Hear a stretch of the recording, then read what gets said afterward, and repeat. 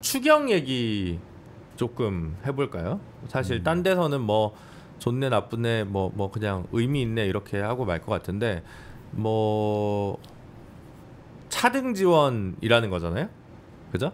모든 이에게 지원을 하되 네. 그 소득 분위에 따라서 이제 차별적으로 지원한다라고 된 거 아닙니까? 네. 사실 코로나에 이제 뭐 그런 뭐 기금 같은 거 이제 나눠줄 때 처음 시점에서는 저도 당연히 이제 보편지급 이제 얘기를 했었는데 그 당시랑 지금이 좀 달라진 게 좀 파악이 훨씬 잘 돼서 그 이게 뭐랄까 그게 좀 쉽다면서요. 그러니까 이제 차등 지급할 수 있는 데이터나 이런 것들이 좀 더 확보돼 있다는 얘기를 제가 어디서 본 것 같은데, 하여튼 저는 그 데이터만 있다면 이런 식의 지급에 있어서 뭐 진보라고 해서 늘 보편 지급을 주장할 필요가 있냐, 당연히 라는 생각을 가지고 있어서 차등 지급 안 자체에 대해서는, 그러니까 지급을 한다면 지급이 가장 좋은 지금 필요한 정책 수단이야에 대해서는 논쟁이 될 수 있지만 차등 지급에 대해서는 좀 뭐 긍정적으로 생각합니다. 예. 그 이제 근데 지금 정부가 설명하는 거는 그런 이제 차등을 하기 위한 그 저기를 하는 게 선별하는 게 시간이 걸린다고 얘기하고 있어요. 그렇게 그래요? 쉽게 되지 않는다라고 얘기하고 있어요. 그래서 주는 방식이 1차, 2차 나눠서 주는 거잖아요. 1차는 그냥 보편적으로 주는 거 아닙니까? 보편을 주는데 이미 분류되어 있는 사람들을 많이 주고, 이미 분류되어 있는 거라는 거는 차상위 계층, 그 다음에 그 뭡니까 그 저기 뭐죠? 갑자기 기초생활수급자, 요렇게 이분들은 이미 분류되어 있는 분들이죠. 네, 그렇죠. 이분들 많이 주고, 이분들은 이미 분류가 돼 있으니까 많이 줄 수 있는데 상위 10%를 분류해야 되잖아요, 지금. 옛날에 아동수당 때 그게 문제가 됐었나? 요 상위 10%를 분류하는 거는 지금 이제 따로 발라내야 되는데 요게 시간이 걸린다라고 보는 거예요. 그래서 1차는 상위 10%도 다 똑같이 주고, 일반과 상위 10% 똑같이 주는데 2차 지급을 할 때 상위 10%를 빼고 준다는 거지 않습니까, 지금. 그래서 2차 지급이 늦어지는 이유는 요걸 이제 발라내야 되기 때문이다, 이렇게 설명하고 있는 거죠. 그리고 뭐 그거는 뭐 좋은데, 제가 전에도 말씀드렸듯이 고민하는 거는 좋은 건 또 하나 더 있죠. 그 부채 탕감과 관련해서 뭐 새출발 기금, 저 이 법인에서도 관련된 일을 하고 있습니다만, 새출발 기금에서 뭐 이제 부채가 뭐 예를 들면 1억 언더고 몇 가지 조건을 충족하고 현재 있는 소득이 뭐 중위소득 60%고 뭐 이렇게 됐을 경우에 뭐 90% 탕감한다, 아니면 전부 탕감하는 뭐 파산과 같은 그런 거를 이제 조기에 실시한다, 뭐 이런 정책들을 발표를 했어요. 예. 굉장히 저는 뭐 좋다고 봅니다, 당연히. 왜냐면 파산이 되면 파산의 효과를 땡기는 거거든요, 사실 어차피 그분들은 파산이 필요한 분들인데, 또 파산을 하게 되면 법적으로 생기는 제재들이 있지 않습니까? 또 이제 스스로 생기는 또 뭐 하여튼 뭐 여러 이제 감정적인 분들 때문에 파산 신청이라는 걸 하고 싶어 하지 않는 분들도 꽤 많이 계세요. 그걸 설득하는 것도 되게 일이기 때문에. 그래서 대충 보면 한 8천억 정도 예산으로 전체 그 이제 어차피 금융권도 털어야 되는 거니까 한 20조, 22조 뭐 이 정도가 이제 없앤다, 이제 이런 효과가 있기 때문에 늘 저는 이제 당연히 필요한 정책이라고 생각을 하는데, 근데 그 규모나 대상도 뭐 7년 이상 연체한 경우부터 시작해가지고 조건을 이제 달아놨어요. 달아놨는데 그게 뭐 좋은 일이긴 한데, 말하자면 그게 이미 파산한 분들이나 파산에 다름없는 현실을 마주하고 있는 분들을 구제하는 데는 굉장히 의미가 있지만, 그 직전 단계 위기에 처한 분들을 위해서는 뭘 할 거냐라고 하는 부분이 사실은 좀 늘 우리 모두에게 공백으로 남아있다는 생각을 되게 많이 했거든요. 그래서 부채 탕감을 대선 때도 얘기를 했고 결국 이제 그걸 하는 건데, 그 부분과 관련해서 사실 지금도 각종 제도가 있는데 그 제도 중에 조금 더 이제 뭐 속도나 범위나 베네핏을 조금 더 주는 건데, 그게 지금 이걸로 이걸로 그 바뀔 수 있는 부분이 제한적인 것도 되게 보여서 의미 있지만 좀 뭐랄까 우리 모두에게 더 많은 상상력이나 결단이나 뭐 이런 게 좀 필요한가라는 생각을 되게 많이 하죠. 많은 수단이 좀 필요한데 수단이 좀 더 있어야 된다. 그러니까 이게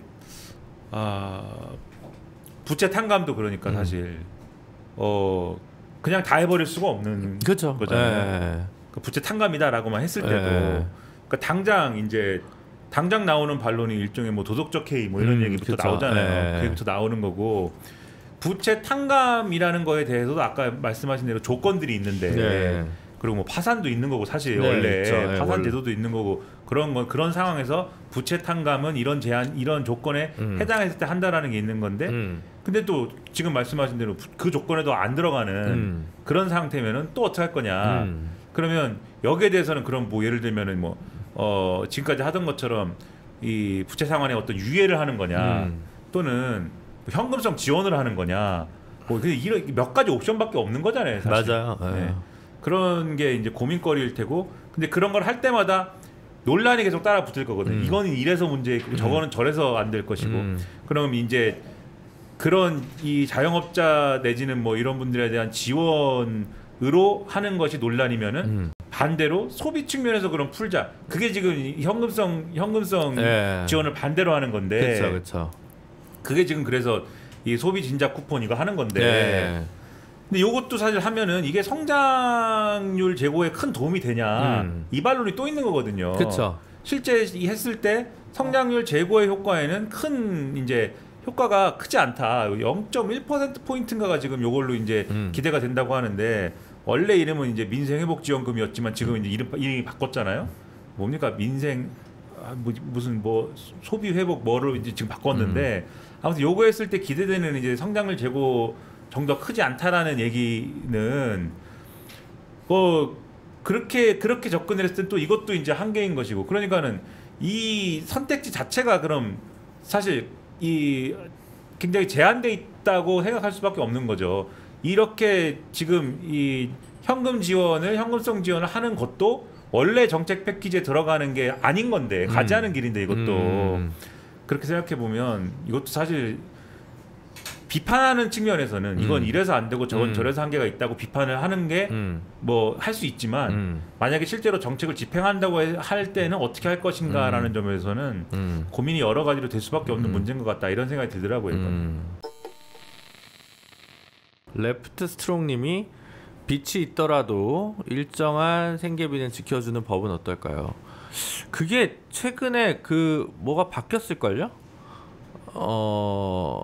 원래 제가 알기로 10년 전에도 행복 지킴이 통장이라는 게 있었습니다. 이제 기초생활수급자분들이 쓰는 통장이에요. 그래서 여기는 그런 복지급여만 입금이 됩니다. 대신에 이 통장은 압류가 안 돼요. 압류가 안 돼요. 압류 금지 통장인 거예요. 근데 이게 가끔 다른 통장으로 해서 예를 들면 뭐 연탄비 이런 게 막 구에서 보조가 나오면 다른 통장으로 받았다가 그게 또 압류가 되면 제가 예전에 뭐 홈리스 법률 상담하고 자문하고 이럴 때 그런 분들을 이제 압류 금지 해제 변경 신청 뭐 이런 걸 이제 막 넣는 그런 게 있었거든요. 근데 그게 아마 수급자만 이제 되거나 뭐 이제 그랬던 건데 그게 좀 일정 범위에서는 이거는 무조건 안 되는 걸로 해가지고 지난번에 오기영 의원이 그거 뭐 해가지고 좀 진전이 있었다고 지금 법원이랑 뭐 협조해가지고 뭔가 법이 바뀌는 이제 그런 게 있었다고 최근에 그거 넘어간 것 같습니다. 그 부분이. 그래서 그거는 예전부터 저도 이게 왜 이게 수급자만 되냐 아니면 이제 오해가 있을 수 있으니까 그러니까 이거 하나 정도는 만들어 놔야 이게 얼마 이상은 예를 들어 거기에는 뭐 이제 입금이 안 되겠지만 그만큼은 딱 통장에 돈을 둘 수 있게 하는 그런 통장이 필요하다고. 내가 그때 언제야 10년도 넘는 10몇 년 전에 그 생각을 했는데 와 그게 이제 입법이 됐구나 싶어가지고 참 시절이 혼양님이 이재명 대통령이 최저생계비 당구 채무 상환하도록 법 통과시킨 거 있을 거예요. 국회가 통과시키는 거죠. 어쨌든 저는 뭐 그래서 참. 야, 그 압류 당해 보셨어요? 통장 압류? 통장 압류를 당해보진 않았죠. 야, 네. 진짜 슬픕니다. 네. 울지 마. 진짜 슬퍼요, 진짜. 아, 네. 그렇죠. 압류를 해제하기 위한 거를 이제 변호사로서 좀 하죠. 예. 전화가 오죠. 막 압류를 막. 와. 압류가 꼭 없는 사람만 당하는 게 아닙니다. 예를 들어 뭐 재산 분할하는 때 가압류 이렇게 이혼할 때 뭐 이런 네. 경우들도 있고 뭐 여러 가지. 네. 그래서 제가 이제 젊었을 때 이런 얘기 한번 한 것 같은데 공익근무원 하고 있는데 공익근무원도 일종의 급여를 받잖아요. 네. 20만 원인가를 그때 줬단 말이에요. 네. 한 달에. 엄청난 돈이죠. 네. 근데 이제 그거를 기분이 얼마나 좋습니까? 들어왔다는데. 그 인출이 안 되는 거예요. 아. 왜 이러지? 통장에 압류가 된 거예요. 아. 왜 이런 일이 일어나지? 근데 제가 이제 벌금을 안 냈습니까? 데모하다 나온 벌금을? 아니죠. 어렸을 때부터 의료보험을 이제 그 냈어야 되는데 안 낸 게 있다는 거예요. 그게 어머니가 안 낸 거죠. 네. 그래서 그게 이제 계속 안 내서 그게 압류가 됐다는 거예요. 아. 그래가지고 이제 그때 너무 황당하더라고. 내 돈은 다 이 통장에 있는데 얼마 안 되는 돈이지만 내 모든 돈이 이 통장에 있는데 나는 집에 갈 수가 있나 지금? 하늘이 무너지더라고요. 그거를 해제한다고 우리 어머니가 그 이제 건강보험공단 가가지고 이제 방법이 없잖아요. 안 내서 보험료를 못 내가지고 네. 압류된 건데 네. 방법이 없지 않습니까? 네. 어떻게 해야 됩니까 그럴 때는? 네? 돈을 내야죠. 근데 이제 지금 없잖아요 돈이. 네. 방법이 뭐가 있겠습니까? 내 자식이 아니다. 아니죠. 파양을 한다. 이럴 땐 들어 눕는 거밖에 없죠. 아, 네. 가서 들어 누운 거죠. 아. 근데 이제 대학 안 통하지 않습니까? 네. 그래가지고 이제 여기서 이러시면 안 됩니다. 우리 어머니가 안 내겠다는 게 아니다.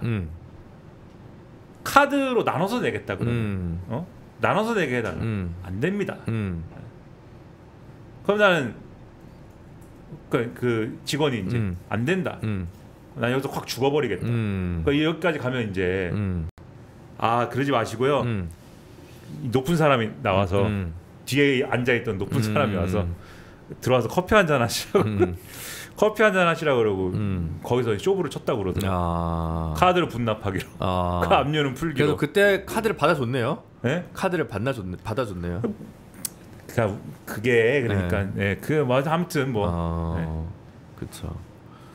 옛날에 그 초학생의 선거 같은 거 공약 낼 때 등록금이 막 오르고 있는데 뭐 깎는 것도 이제 한계가 있고 뭐 이제 깎기는 어렵잖아요. 인상을 막 어떻게 최대한 줄이거나 뭐 동결하는 거지. 그래서 신용카드로 내면 안 되냐, 예를 들어 뭐 이런 걸 공약으로 내야 되는 거 아니냐, 뭐 학교에서는 싫다 그러고 뭐 금융비용은 그럼 누가 감당하냐부터 해가지고 뭐 여러 가지 하여튼 그런 생각이 나네요.